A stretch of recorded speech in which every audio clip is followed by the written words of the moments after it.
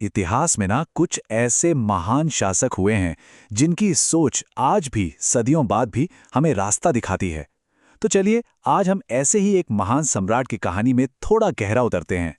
आज हम देखेंगे कि कैसे मुगल सम्राट अकबर ने एक ऐसी अनोखी सोच के दम पर एक बहुत बड़े साम्राज्य की नींव रखी।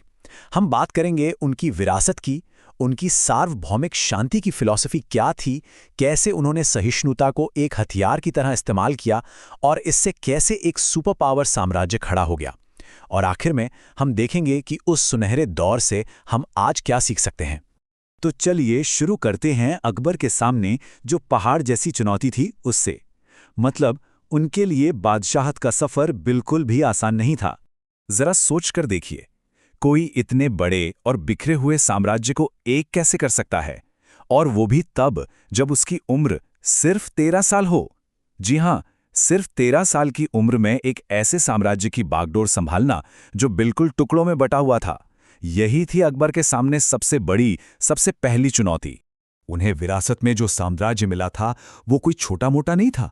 15 करोड़ लोग, 15 करोड़ लोग जो 32 लाख स्क्वायर किलोमीटर में फैले हुए थे। ये एक ऐसा इलाका था जहां तरह तरह की संस्कृतियां थीं, अनगिनत भाषाएं थीं और न जाने कितने अलग अलग धर्मों को मानने वाले लोग रहते थे। और देखिए, अकबर ने अपने पिता हुमायूं के साथ जो धोखा हुआ था और उन्हें जिस तरह देश निकाला झेलना पड़ा था, उससे एक बहुत बड़ा सबक सीखा था। उन्होंने मन में ठान लिया था कि वो एक ऐसा मजबूत, एक ऐसा टिकाऊ साम्राज्य बनाएंगे जिसे कोई हिला न सके, कोई तोड़ न सके। तो फिर सवाल वही था, इतने बिखरे हुए साम्राज्य को एक धागे में कैसे पिरोया जाए। और अकबर के पास इसका एक बहुत ही अनोखा, एक बहुत ही क्रांतिकारी जवाब था। और वो जवाब था सुलह कुल। इसका मतलब है सार्वभौमिक शांति, यानी सबके लिए शांति, सबके साथ शांति। और ये सिर्फ कोई कहने की बात नहीं थी, कोई नारा नहीं था। ये उनके पूरे शासन का, उनकी पूरी सल्तनत का मूल मंत्र बन गया। देखिए, इस सोच के पीछे की जो जड़ है वो उनके सलाहकार अबुल फजल ने बताई थी। उनका मानना था कि एक सच्चा राजा वो तो ईश्वर का प्रतिनिधि होता है, और इसलिए उसे अपनी प्रजा के बीच, चाहे वो किसी भी धर्म की हो, कोई भेदभाव करने की इजाजत ही नहीं है। अब ये जो अनोखी सोच थी, ये कहीं आसमान से नहीं टपकी थी। इसके पीछे कई सारी वजहें थीं। एक तरफ उनके मंगोल पूर्वज थे जिनका मानना था कि राजा को ईश्वर से ही हुक्म मिलता है सबके ऊपर राज करने का। दूसरी तरफ सूफी संतों का असर था जो मानते थे कि सभी धर्म आखिरकार एक ही जगह पहुंचते हैं। और तो और उनकी अपनी पारिवारिक पृष्ठभूमि भी थी। उनके माता पिता खुद अलग अलग इस्लामिक पंथों से थे।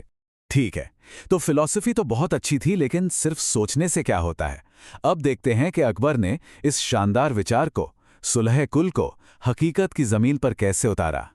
इसके लिए अकबर ने एक के बाद एक कई बड़े और साहसिक कदम उठाए, और इन कदमों ने वाकई इतिहास का रुख ही मोड़ दिया। जैसे कि हिंदू राजपूत शासकों के साथ शादियां करना, गैर मुसलमानों पर लगने वाला जजिया टैक्स खत्म करना, अलग अलग धर्मों के विद्वानों के साथ बहस के लिए इबादत खाना बनवाना, और सभी धर्मों को जोड़ने के लिए दीन इलाही नाम का एक नया रास्ता बनाना। इन सब में से जजिया कर को हटाना शायद सबसे बड़ा और क्रांतिकारी कदम था। सोचिए, इस कर के हटने से पहले गैर मुसलमानों को एक अलग टैक्स देना पड़ता था जो उन्हें एक तरह से दूसरे दर्जे का नागरिक बनाता था। लेकिन 1563 में जब अकबर ने इसे खत्म कर दिया तो अचानक से सब बराबर हो गए। इससे गैर मुसलमान न सिर्फ ज्यादा खुशहाल हुए बल्कि सल्तनत के प्रति ज्यादा वफादार भी हो गए। तो ये सब नीतियां तो बन गईं, लेकिन बड़ा सवाल यह है कि क्या सहिष्णुता की ये रणनीति असल में काम आई? क्या इससे साम्राज्य सच में मजबूत बना? अरे इसके जो नतीजे आए ना, वो तो हैरान कर देने वाले थे। अकबर के दौर में मुगल साम्राज्य एक आर्थिक महाशक्ति बन गया। आप अंदाजा लगा सकते हैं, उस वक्त दुनिया की कुल जीडीपी का लगभग 25% यानी 1/4 हिस्सा अकेले मुगल साम्राज्य से आता था। और यहां हम साफ साफ देख सकते हैं कि कैसे उनकी हर नीति का एक सीधा फायदा था। राजपूतों के साथ गठबंधन से फौज मजबूत हुई, एक जैसे चांदी के सिक्के चलाने से व्यापार और अर्थव्यवस्था को रफ्तार मिली, और हिंदू मंदिरों को जमीनें दान देने से उन्हें राजनीतिक और आर्थिक दोनों तरह के फायदे हुए।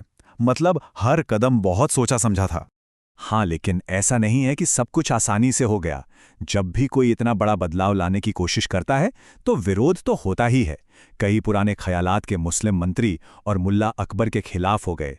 यहाँ तक कि उनके अपने बेटे राजकुमार सलीम के साथ भी सिंहासन को लेकर झगड़े शुरू हो गए।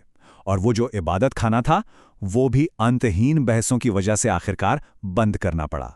तो फिर अकबर के इस सुनहरे दौर से हम सबके लिए सबसे बड़ी सीख क्या है, सबसे जरूरी बात क्या है? देखिए, अकबर की असली प्रतिभा इस बात को समझने में थी कि सहिष्णुता यानी सबको साथ लेकर चलना ये सिर्फ एक अच्छी या नैतिक बात नहीं है, बल्कि ये एक बहुत ही ताकतवर, बहुत ही असरदार राजनीतिक रणनीति भी है। उनकी कामयाबी का राज यही था।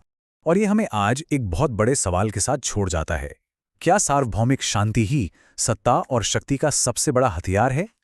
क्या अकबर का वो 16वीं सदी का मॉडल आज की हमारी इस आधुनिक दुनिया में भी एक असरदार लीडरशिप की चाबी हो सकता है?